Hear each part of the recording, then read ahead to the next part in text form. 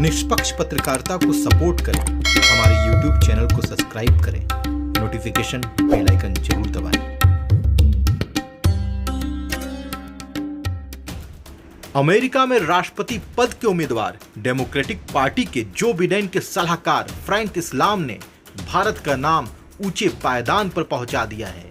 ये उत्तर प्रदेश के लाल हैं जिन्होंने अमेरिका में एक नया मुकाम हासिल किया है। अमेरिका के तमाम पूर्व राष्ट्रपति से इनके अच्छे संबंध हैं। तो आइए जानते हैं उत्तर प्रदेश के लाल फ्रैंक इस्लाम जिन्होंने अमेरिका में एक ऊंचे पायदान पर कदम रखा है, वो उत्तर प्रदेश के किस जनपद के रहने वाले हैं। साथ ही बात करेंगे उनके परिवार वालों से। आप देख रहे हैं महिंद्रा फर्स्ट चॉइस गाजीपुर की प्रस्तुति बिग ब्रेकिंग। गाजीपुर में पहली बार गारंटी के साथ पुरानी गाड़ियां बेचे या खरीदे, Mahindra first choice city automobiles, RTO office के सामने, अतरौली, गाजीपुर। नवंबर 2020 में अमेरिका में होने वाले राष्ट्रपति के चुनाव में डेमोक्रेटिक पार्टी से प्रबल उम्मीदवारी रखने वाले जो बिडेन, जो मेरीलैंड स्टेट से अपनी किस्मत आजमाने के लिए खड़े हैं, उनके सबसे करीबी फ्रैंक इस्लाम सलाहकार के रूप में हैं, जो मूलतः आजमगढ़ जिले के रहने वाले हैं, जिनकी पहचान पूरे अमेरिका में एक बड़े उद्योगपति, निवेशक, परोपकारी, नागरिक नेता और लेखक के रूप में है।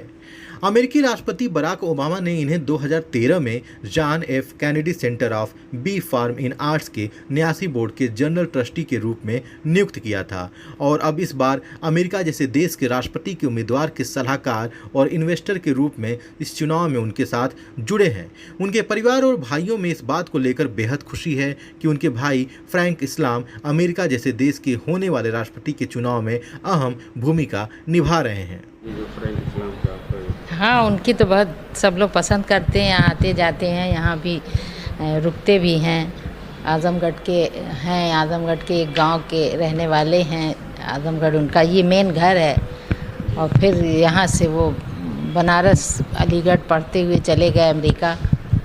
बहुत पढ़ा लिखा माशाल्लाह सब बढ़ गया, बहुत अच्छा लगा।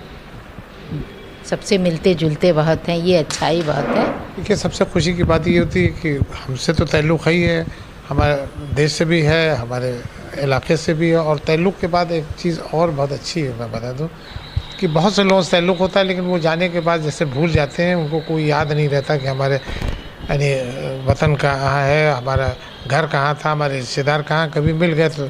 लेकिन उनको सबसे लगाव, और मुझको बहुत तहज्जुब भी होता है जब मुझसे डिस्कस करने लगते हैं तो उन रिलेशन के बारे में जिसके बारे में मुझको भी ठीक से नहीं मालूम, तो कहते हैं नहीं ये तुमको मैं करेक्ट कर दूँ, ये ऐसे नहीं ऐसे। मुझे बहुत खुशी ये है कि पहले तो फ्रैंक इस्लाम साहब हमेशा से यहाँ से जुड़े रहे, आजमगढ़ से भी, और जिन जगहों पे उनका बनारस है और यूपी, इंडिया सबसे। तो जब कोई ऐसा आदमी पद पे किसी चीज़ पे पहुंचता है या इस कैंपेन कमेटी में, उनको एक 5 सदस्यीय कैंपेन कमेटी जो मैरीलैंड की है उसमें उन्हें चुना गया है, तो एक तो ये बात है भी बहुत उत्साह वाली बात है। दूसरी चीज़ है कि अगर जो बाइडेन साहब जीतते हैं इस इलेक्शन को और उसके बाद इनको कोई पद दिया जाता है तो वो किसी न किसी शक्ल में आजमगढ़ को भी बेनिफिट पहुंचेगा और हमारी रिलेशन, इंडो यूएस रिलेशन और बेहतर लेवल पे जाएगी। तो स्टेट वाइज भी, सिटी वाइज भी और कंट्री वाइज भी। तो मुझे हमेशा इस बात का वो है कि वो हमेशा इसी कोशिश में रहते हैं भाई किसी तरह हमारी रिलेशन और हमारी चीज़ें सब जुड़ी रहें और बेहतर रहें। और वो आप जानते भी हैं, वो जब भी आते हैं तो हर उस जगह विज़िट करते हैं जहाँ जहाँ उनका मतलब कोई ना कोई जोड़ रहा है, जहाँ से पढ़े हों या जहाँ से रहते हों, या तो उन्होंने कभी रूट्स को छोड़ा नहीं है अपने। तो मुझे उम्मीद है कि भाई जिस भी पोजीशन में वो पहुँचेंगे तो वो हमारे लिए, पूरे देश के लिए अच्छा हो।